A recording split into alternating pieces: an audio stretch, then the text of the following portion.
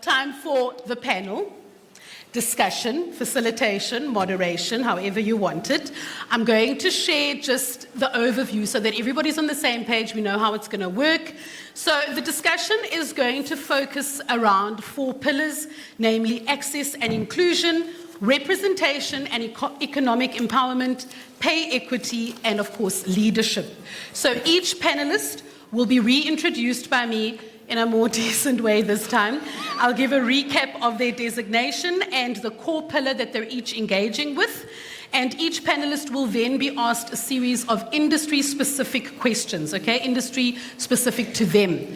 And between questions, you, the audience, will be then asked to reflect, ladies, and to please respond. If you look in your goodie bags, you might have to have a look now if you haven't yet.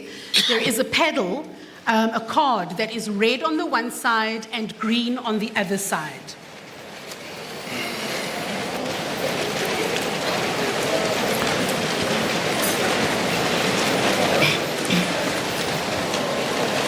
There we are. So you've got your cards, red on the one side, green on the other side. We did say this was a dialogue. And ladies, you are active participants, right? You're not just spectators. This is a conversation. We are shifting things here.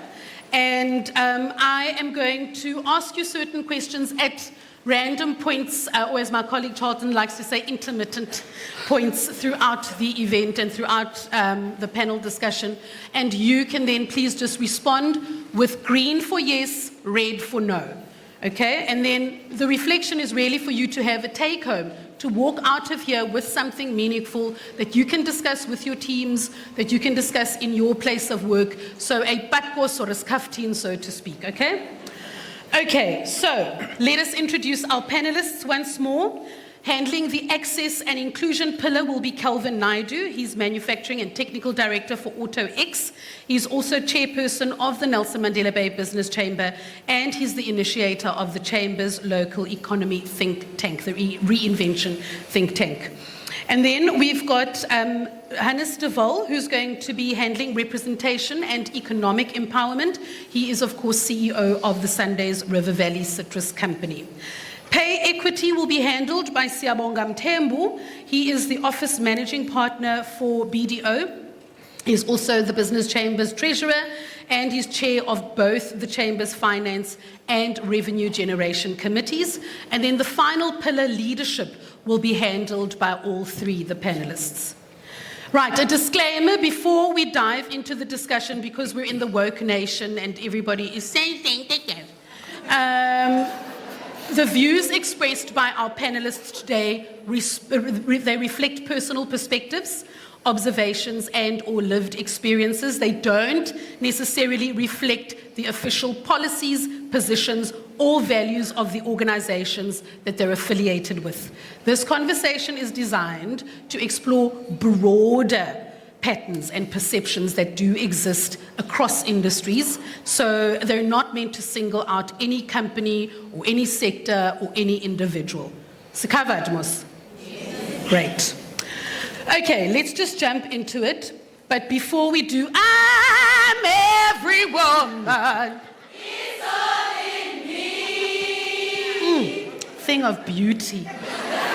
Okay, Kelvin, my first question to you is obviously around access and inclusion. There's often an assumption that technical or mechanical roles are too physically demanding for women, which oftentimes they may be.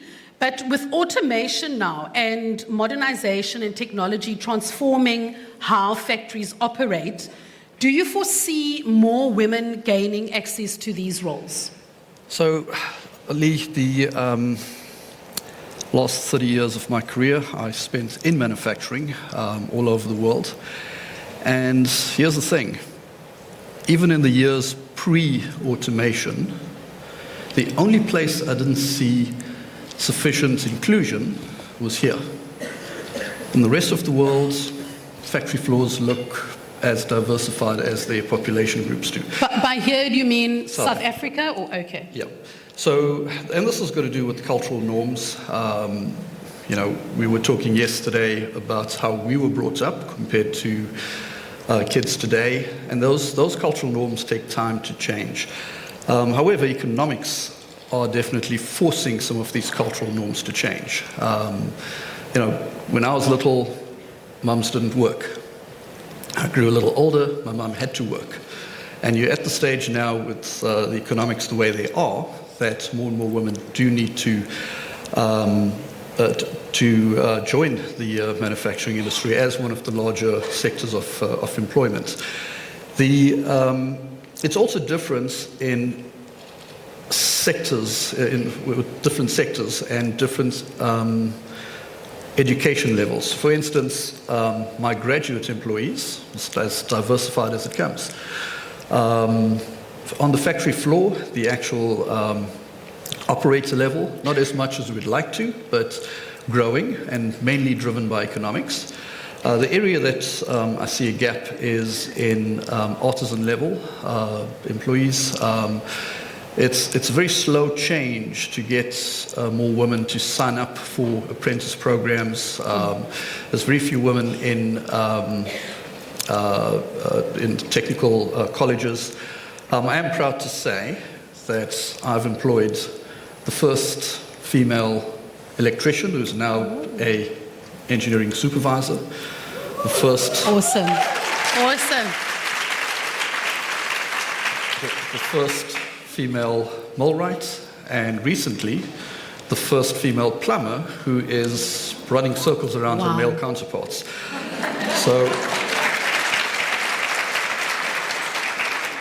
But the real reason there aren't that many women in manufacturing is simply this, and if I can relate a story.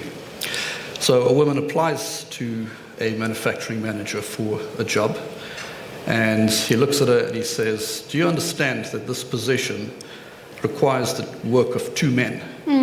And she says, "Oh, I'm so sorry for wasting your time. I didn't know it was a half-day job."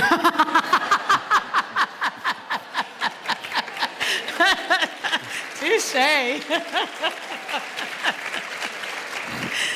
But to answer your original question, I think economics are going to force more women into heavy manufacturing. There are areas of manufacturing geographies of manufacturing that are more representative. If you go to Hannes' plant, there's a lot of women on the factory floor. And in heavy engineering, like I am, we're starting to see that migration. It was a lot of effort to change the mindsets, but that is coming, partly driven from the top and partly driven by economics. Okay, we love to hear it.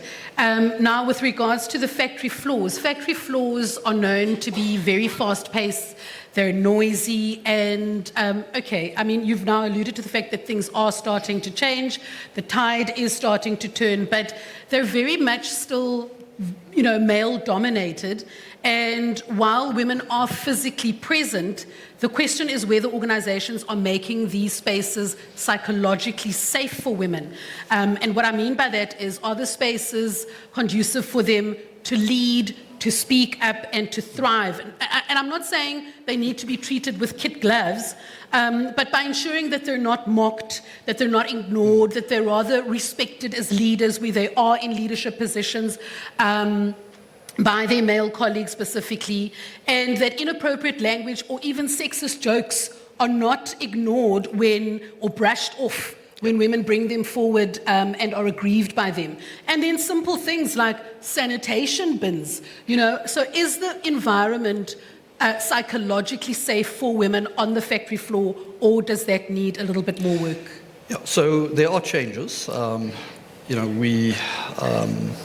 Firstly, the one thing I've learned in the last 9 years of me being in Port Elizabeth and hiring women in manufacturing is, and I can say I learned it from you as well, women are tougher than we think.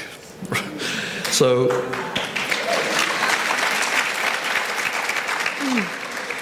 on the manufacturing floor, and I've got a fair representation now, I'll tell you this, I've seen more men break down and cry. Really? In the fetal position in my boardroom. Oh no, not the fetal position. Than women. And if a woman did end up in tears, it's usually because she thought she's in trouble for something. If a man ended up in tears, it's usually because he did something. Right? So, It's those iOS, iPhone tendencies.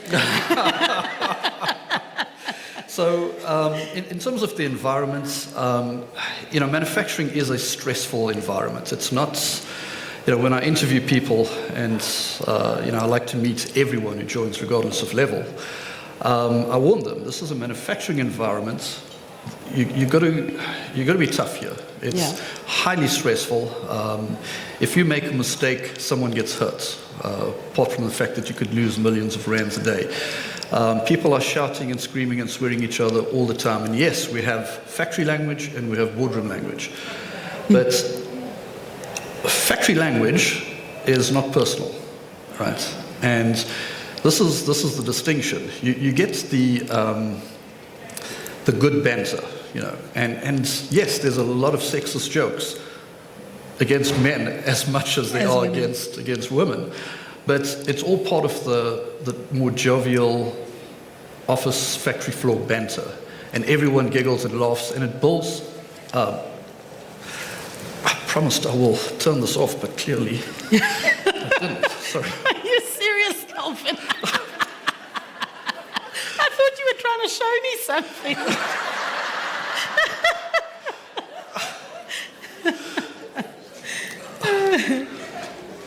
Sorry, my wife's going to kill me now. Because so there is what I call good banter. Yes, it may be a bit risque sometimes, but it's not personal, and it builds the team. It brings people closer together. We joke with each other. We laugh with each other. Heaven forbid we laugh at each other, but it brings us close together. But then you get the negative side. The negative side, which is, and that's where you've got to stick to your disciplinary codes, right? And, we've dismissed people for breaching those codes, for people crossing the line, for people saying things not in jest, saying things that they meant. Malicious, Yeah. And 9 times out of 10, if something is misinterpreted, the two people realize that this was a misinterpretation, they apologize, and they move on. But it all comes down to the enforcement of discipline. But having said that, there's also development of culture, and culture starts at the top. If you create a culture, and if I behave inappropriately all the time, people reporting to me are going to behave inappropriately all the time. And that becomes the culture, and then it's toxic. So now, in terms of things like, what do you call them, sanitary bins, and when I moved to Port Elizabeth and took over manufacturing, I had to build female ablution blocks. We didn't have showers for women because we didn't employ women until then.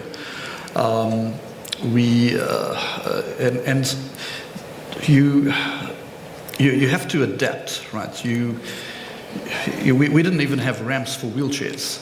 Sure, right? yeah. So you've got to change. Now, many of these places have been built 60, 70 years ago when things were very different. So we spent millions and millions of rands to do these changes. And these changes weren't there to accommodate women. Yes, obviously to accommodate women, but it's about diversity. And diversity is not about how many racial groups you employ and how many Americans and how many women and men and all these kinds of things and disabled and all of that. Diversity is about thinking. And if you hire for diversity, for the different types of thinking that you need to make your business successful, gender diversity or gender equality, racial diversity automatically comes. And then you cater to accommodate that. So you don't go out and build female showers and then say, I'm going to hire women. The hiring process is going to take care of that itself. Yeah. And then you adapt to it. If you go out and you say, I'm going to hire 10 women this year and 5 black female executives and 2 foreign nationals, whatever the case may be, then you pigeonhole those people. right? You don't give them, you're hiring them for what they look like. You're not hiring them for what they offer. Yeah. Right? And this is my frustration sometimes with diversity targets and quotas and all of that, because it forces you to hire people for the wrong reason, and then you set them up for failure. Okay, hold it there because you're starting to go into waters for my next question. Because, we started with the psychological safety and we ended up on diversity. If we were in radio now, we'd have to forego the 9:30 news because and now Sia and poor Hannes are only going to get one question each. You can pay me back later. That's fine. We're going to steal his ladies that he employed. Oh, okay. Definitely. Payback. So, I mean, essentially, I think, in terms of the psychological safety, what is coming out very strongly to me is one thing that I neglected to consider, and that is the adaptability of women and how they're able to adapt to their environment, and also the strength, which you mentioned, and the ability to develop a thick skin. And, like I said, I'm every woman. It's all in me. That's exactly it, is that we are chameleons. We are able to adapt and to become every type of woman that the environment, would want us to be. Absolutely. So, and with the leadership one, I really love that, because there's a saying about the fish rots from the head first. And that speaks exactly to how leadership influences the corporate culture or the organizational culture. Absolutely. So let's now look at that diversity and recruitment and so on. We often celebrate women who break barriers in boardrooms, but what about the factory floor, right? We're looking at people in corporate often, we look at boardrooms, but are manufacturing companies are they actively developing women in technical and operational roles through, for instance, mentorship or training programs and clear pathways for growth or succession pipelines? Yeah. So, firstly, if I treat the women I've employed, and I know them all because I interviewed all of them personally, they will blixen me for treating them differently, right? Because they're in manufacturing, they're designed for the operation, and they got there on their own merit. They don't want me to treat them differently. But having said that, when it comes to mentorship and development, and you've got to do these things for everybody in any case, right? So that must be their standard anyway for everyone. But here's the thing about empowerment on the factory floor and in the boardroom. So if we appoint somebody, and if we appoint a woman, or if we employ an African man, or whatever historically disadvantaged group you want to talk about, what do we do generally? Right? We appoint a woman and we put her in charge of HR. You appoint a woman, you put her in charge of safety. You appoint a woman, you put her in charge of finance. If you appoint a black man, you put him in charge of some manufacturing area. Why do we do that? Right? Pigeonholing. Because we're not intending to empower. If you want to empower women, get all her reports to be men. That will empower her. If you want to empower a black man, get his reports to be white men. That's empowerment. Stretch them. Right? That's real empowerment. And then obviously you've got to give the authority and the accountability to go with that role. Right? Often and the support. And the support. So with authority and accountability comes autonomy. Right? So if I've appointed a woman supervisor or a team leader or something like that, she's got the authority to do whatever that job requires. Yeah. At the same time, she's got the accountability to whatever's required. So she's got autonomy, which means I will very seldom intervene, or the management team will very seldom intervene, because then we're undermining if we do. Yeah. Right? Obviously, if there's something wrong, we will intervene. Yeah. And I think the best answer to this question is This electrician I was referring to is now a manufacturing or an engineering supervisor. Now, people I work with are sitting in this room, so they'll know who I'm talking about. So her team are all men, right? So now that's empowerment. And she's young. And she's young. And I once was walking past her with her team. She had them all lined up against a wall, and she's giving them a lecture in Xhosa, I didn't quite understand. And then the last bit of her lecture she did in English. And she said to them, "To me, you are all small boys," which is a serious insult to them, right? And guess what? Not one of them objected to it. They all recognized where it's coming from, and they respected her more for standing up to them. Sure. So empowerment is not about pigeonholing people and saying, I've done my job and I've appointed a woman and she's got women reporting to them. The support she would have got for that, or the support she gets for that, is through the autonomy we give her. Right? So I will never second guess or undermine or reverse the decision she's made. If I don't agree with the decision she's made, we'll have a discussion and say, okay, this was not the right decision, but next time you fix it or you deal with it. But I won't tell her what to do. Otherwise, it's not empowerment.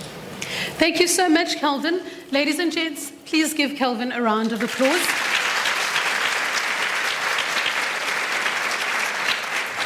It is now time for your reflection, for your badkos or your skaftin. And I would like to know from you, with your cards in hand, whether any of you have ever worked in a high-pressure or male-dominated environment where you felt unable to speak or to lead without fear of backlash, without fear of dismissal, or without fear of being undermined. Listen, let me just say up front, this is a safe space. There's no judgment here. No one is going to be recording this. You don't need to say anything. All you literally need to do is put up red or turn to green. It gives a nice visual representation for us to just kind of get a temperature check or a barometer check of what things are looking like. So please go ahead, lift your cards. Have you ever worked in a high pressure or male dominated environment where you have felt unable to lead or speak up without fear of backlash, dismissal, or being undermined? Red is no, green is yes.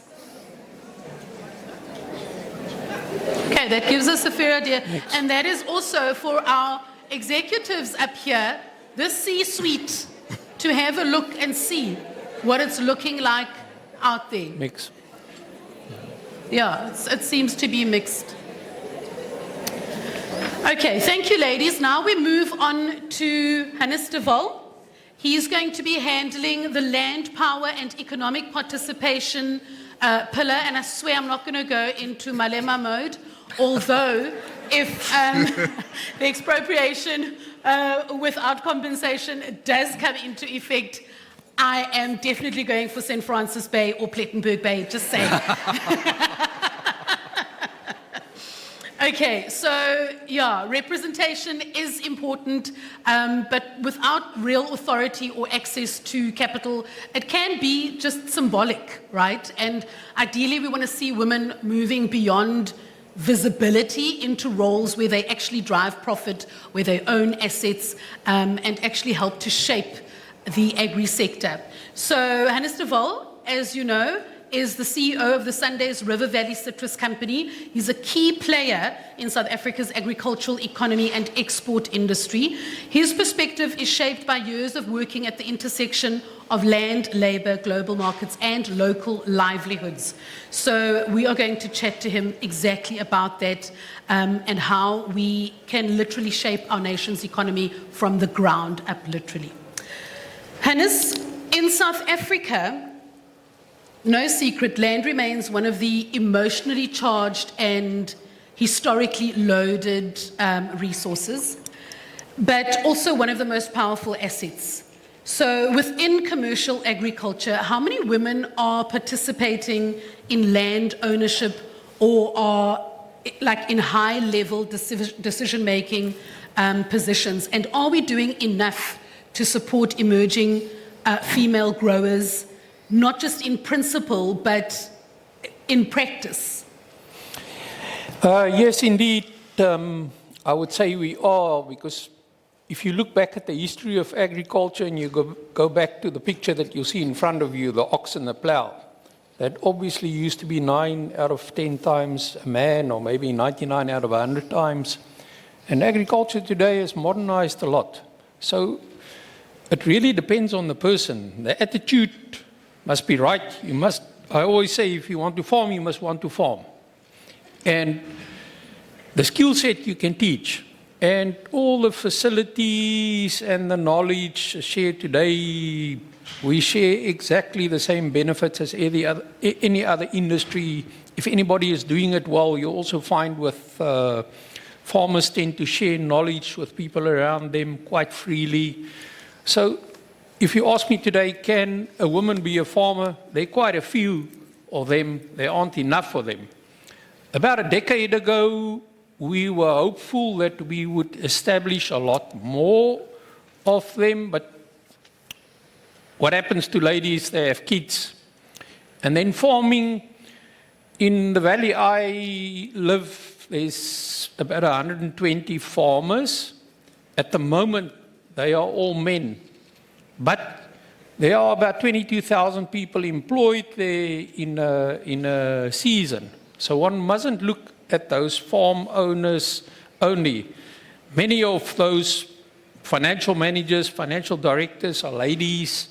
Many of the marketing people, my whole marketing team, I've actually told them, you better employ more men, because I only have one man when I go into a room full of them, and it's nearly as intimidating as this.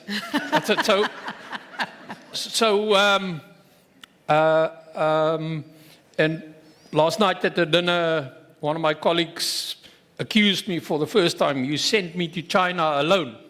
You understand? So to go to China is intimidating. If you've never been there, it was a first trip, and I said, you're on your own. Your customers better look after you. You make sure you sort it out. And when she landed, she found that Google doesn't work in China because of the Chinese government. So she lived an adventure there, which she's grateful for. So on the other hand, we expect of ladies the same things as we expect of men.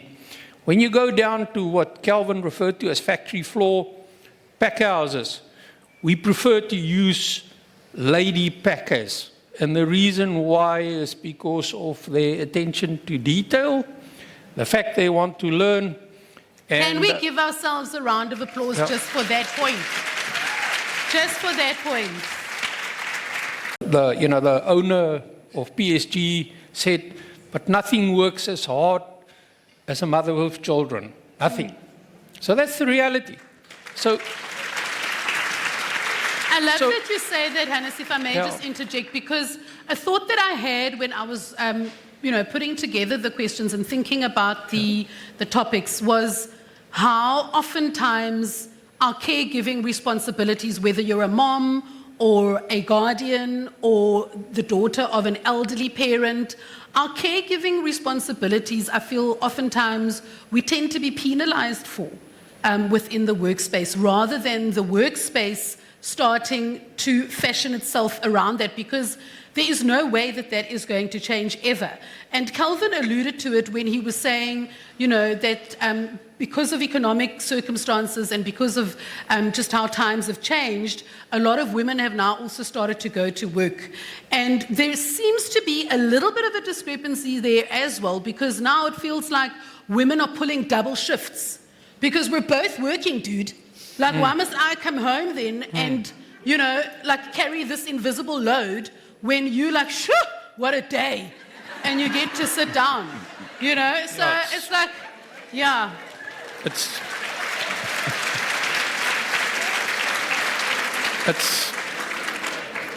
It's maybe a good thing if you and my wife don't meet soon, nevertheless. So work environment is work environment, and you're always going to have to find a balance to assist people with their family duties. In some in our case, in some departments, we can assist a lot, and in some departments, production lines are running, and when they're running, they better keep on running because it's enormously expensive, and people have to adapt and fit themselves in around it, whether they're men or women. We share the same experience as Kelvin, as far as, let's call it technical maintenance, construction people are concerned. I employ quite a lot of engineers. I would have had a lady chief engineer today, but she only lasted 6 months. She decided this wasn't the environment. So it comes back to what I said. If you want Attitude. to farm, you must farm. Yeah, and it's not only farming. It's much more. We privileged to be in what's called the fruit tree industry, and it's enormously sophisticated and interesting industry. A person can decide on a career in the technical side that he referred to, working in a pack house, deciding to be a farmer. A lady can be a farmer as much as a man can be a farmer. Sorry, Hannes, I can't even grow potted herbs. So I just want to know, Yes. when you say farmer, Yeah. are you talking about someone who is working the land, or does farmer mean ownership?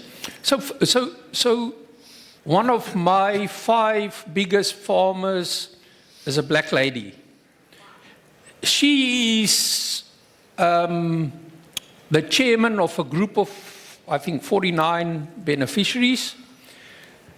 Many years ago, she was a fruit picker, which is basically, let's call it for the moment, in nice terms, the lowest level where you can start at, the general Like worker. entry level, yeah. Yeah.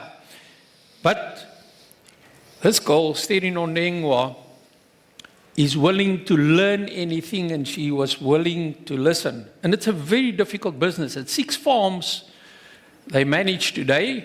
2, we have a big issue with government, because this is a long story, but it's part of the plus scheme, so we're waiting for title deed.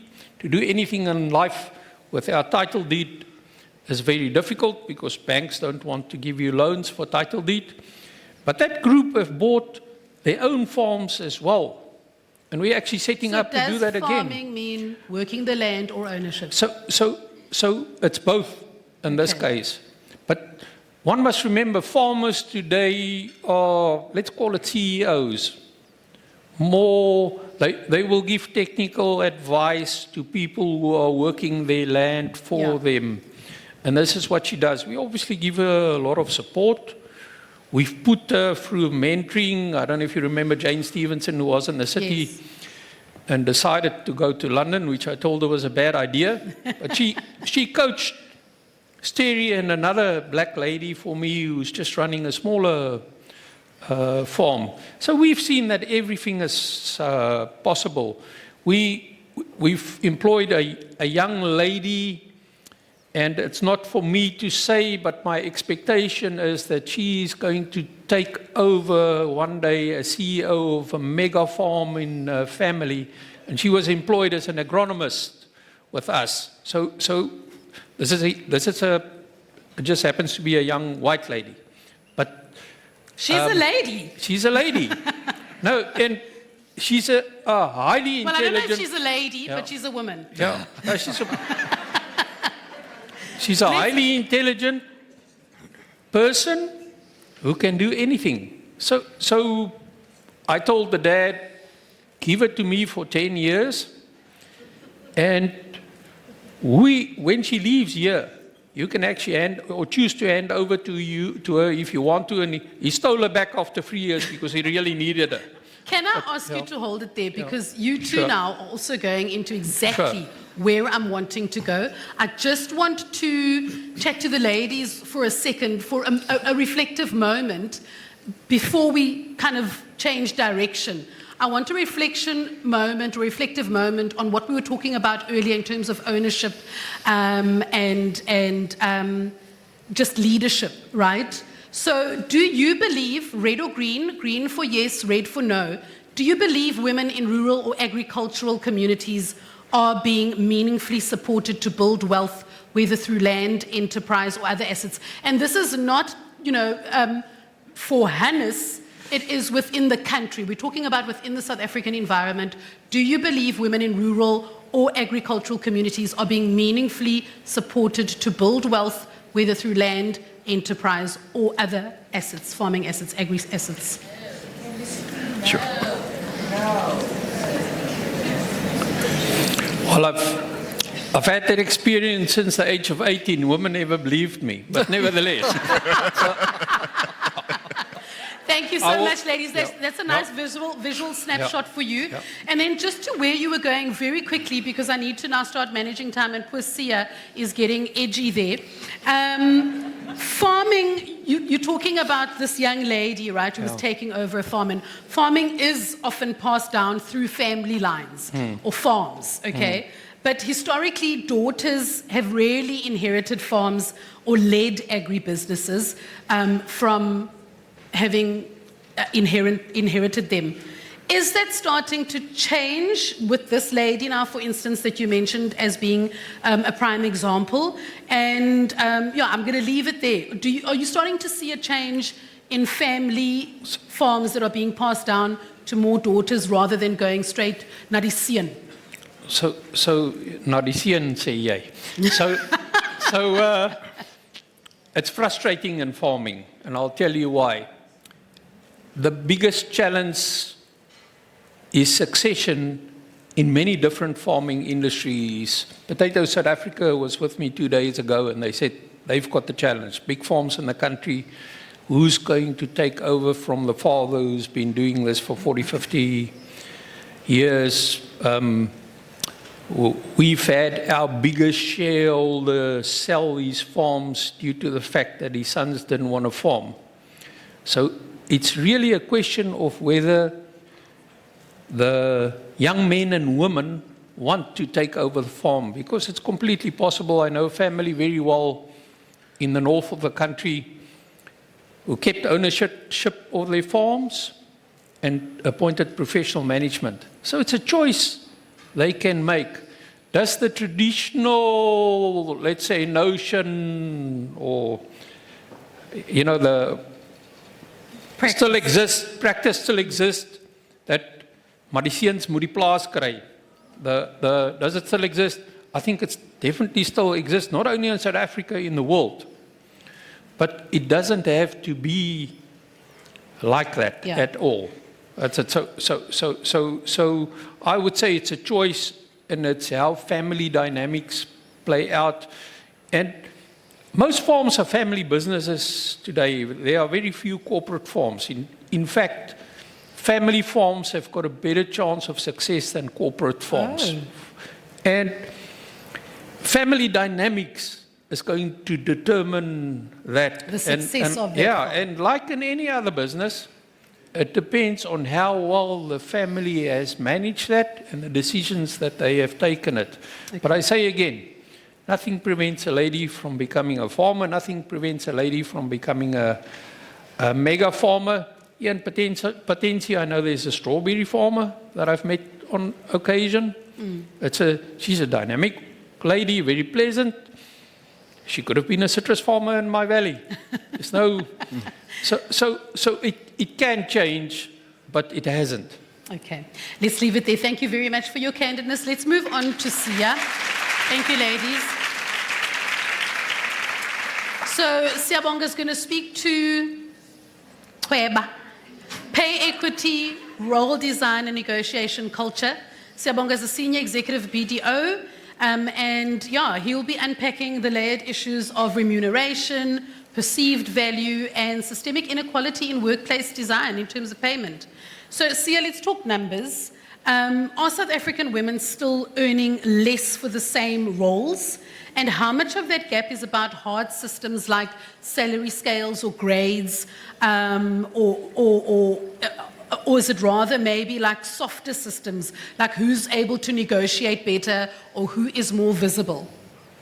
Thanks, Lee. I think before I answer your question, I just want to say you ladies are looking stunning today.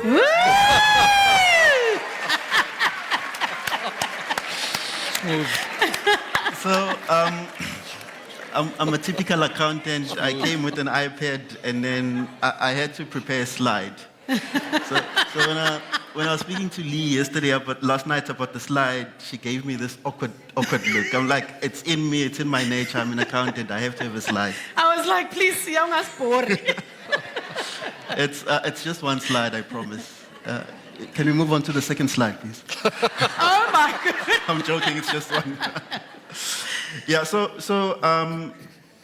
Yeah. Unfortunately, it seems as if we're going backwards. There's a bit of what do you call it? Positive. Yeah, Yes. positivity. Exactly, that's the English word I was Yeah. looking for. So there's a bit of that in a sense that if you look at the workforce, we kind of like moving in the right direction, but the movement is not as significant as it's supposed to be. Just to make a few examples, if you look at your executive managers looking at the JSE listed entities, this is a research that was actually done by one of my competition, KPMG, looking at the numbers in 2011 versus 2021. So there has been a bit of a movement from 21% to 29%. If you look at directors, there's been a movement from 15% to 27%. And then if you look at CEOs, there's still a huge gap where most CEOs are still men, 93%, and only 6.4% is female CEOs. So at least in that direction, Lee, we're moving in the right direction, but it's very slow, as you can see from the numbers. My biggest worry and my biggest problem is then when you actually look at the pay gap itself, we seem to be regressing.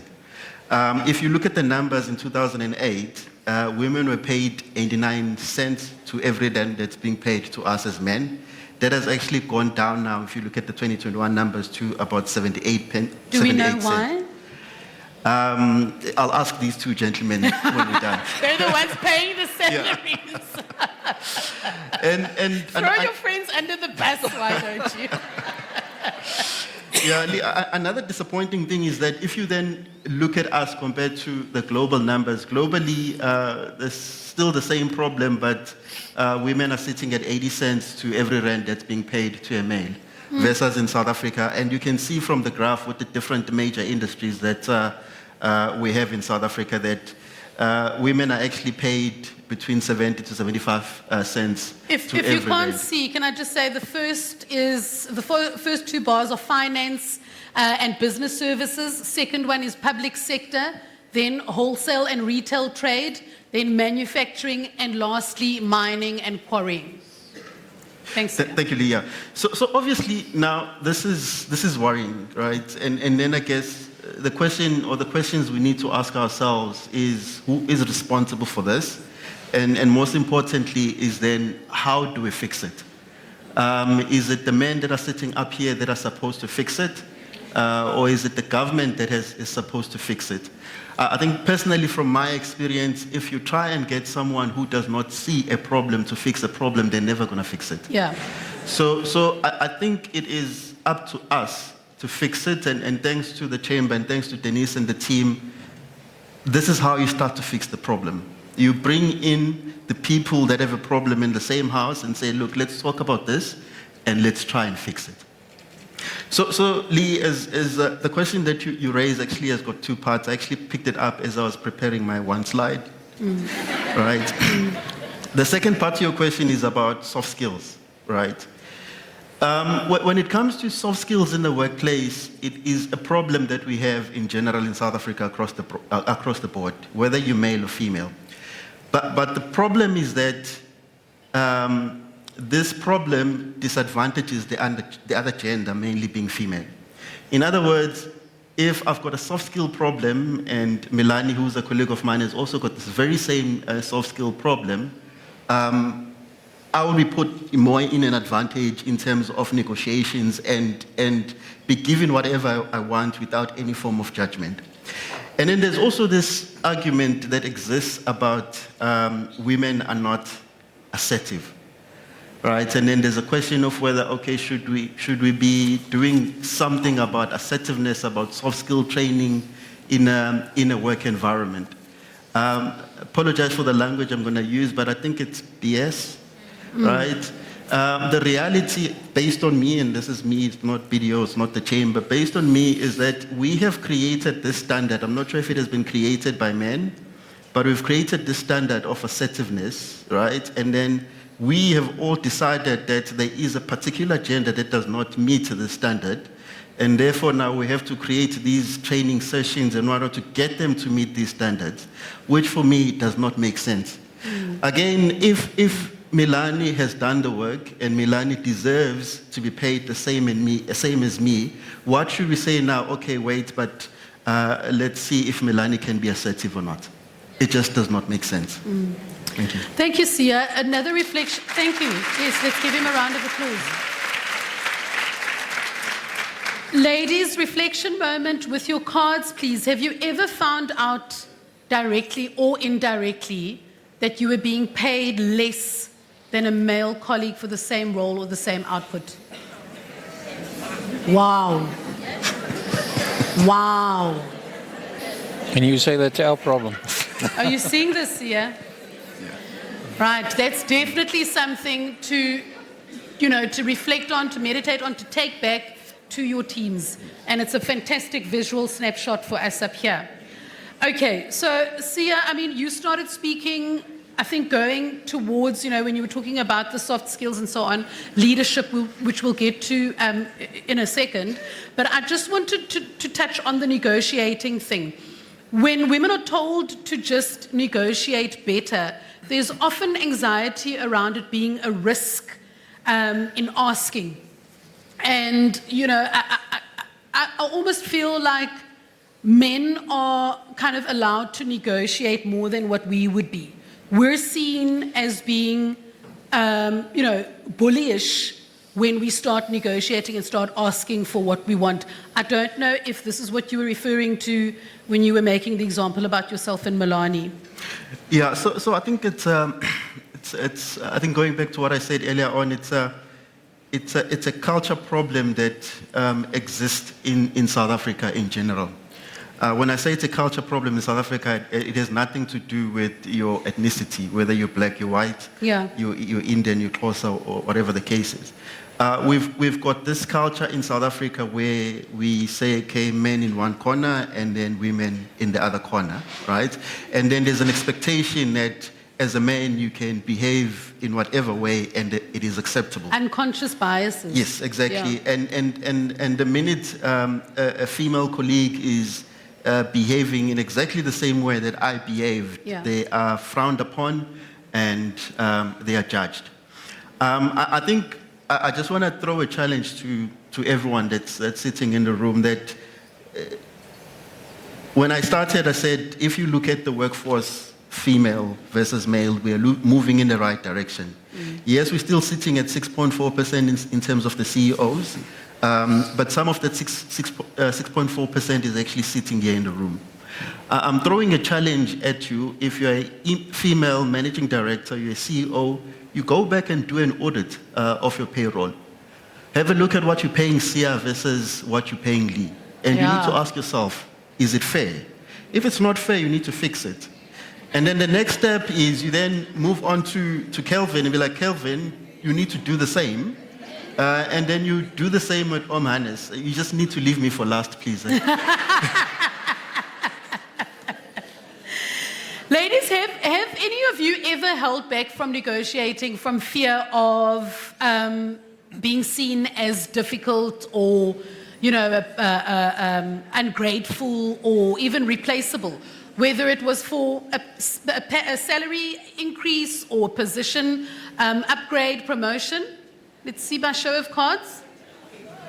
Held back from negotiating or asking for more or for what you are worth even. Yeah. Okay, Sia, thank you so much. I'm going to leave it there. We're going to squiz through the leadership questions because I think that they are important. Studies show that from early as primary school, girls are expected to be more mature, more organized, and more emotionally aware, while boys are given a lot more leeway to test boundaries and to stumble and to fail forward and to push limits. So I wanted to know from you ladies as well, before I ask the gents, do you feel that women still carry a lot of emotional labor at work, where you have to kind of be extra diplomatic, smooth things over, hold teams together, mentor, nurture? Do you feel that there is definitely a lot more pressure for emotional labor? Okay. And do you think that women, so I suppose that would mean you agree that women are pushed more into mothering or caretaking roles than leadership roles strategically? Okay. Okay, so very important now. I'd really like to know from anybody out of you three, and very quickly, please, as decision makers, what do you personally look for when you're considering a woman for a leadership role? What qualities stand out for you? We're listening intently. So, okay. Are we? Can we have the mics on for the gents, please? Okay. Am I on? You're on, Calvin? So, and now I've got to get serious again. So, there's only one thing I look for, right? And that's confidence. Whether it's a man or a woman. Confidence or competence? Confidence. Right? Because the thing about confidence is it comes from a positive place. It comes from a position of strength, and it comes from a position of what you know. So competence brings confidence, right? But there's also the other side, which is arrogance, and this is where we've got to be careful, because arrogance comes from a position of weakness. And arrogance is you working on the principle of making someone think you know something you don't, right? So often when we, and this is why I agree with Sia, all of these BS assertiveness programs are exactly that, they're BS, because your assertiveness comes from confidence. It comes from what you know, from your own competence. Now, what these programs do is they actually teach you to be arrogant. So they teach you to present a picture that you're not, that isn't you. And that's where we get these problems arising. But as a strong leader, as a good leader, you want to hire people who are confident, because confidence says they know what they're doing. And I just finally found my table. Those are some of the most confident women in this room, I can tell you that. Woo! And then directly linked to that, what are then things that you've noticed, like patterns that you've noticed that hold women back from being seen in that light and from being promoted? Sia? I think from my experience is that women they tend to stop being women. You get into a leadership position and then you want to lead like we lead. It's not what we're looking for. It's the skills that you possess naturally by just being who you are as a female that we are looking for. Those unique feminine skills. I think you coming and shouting at people because you saw Sia shouting at people and then they responded, it's not how it's supposed to be. You need to be yourself, and then you need to lead the way you know how to. Yeah, so the ADMU Business School some years back, I think they may still have it, had a course called Women in Leadership, and they spoke about the masculine leadership style and the feminine leadership style. And either, could be transferable between men and women. A male could have a feminine leadership style, which is, I think, what you're speaking about, and there are women who also have a more masculine leadership style. Are you ladies struggling to balance? We spoke about caregiving responsibilities. Are you struggling to balance the demands of professional and personal life? And do you feel that it is hampering your growth and that you're being penalized for it? Who are the people who are putting up red cards who are not struggling to balance professional and personal life? Good grief, who are you? Sorry, Sorry, I said I won't judge, but my goodness, we're cracking under pressure here. It is tough. Ladies and gentlemen, give them a round of applause. You guys were excellent. Thank you so, so, so much.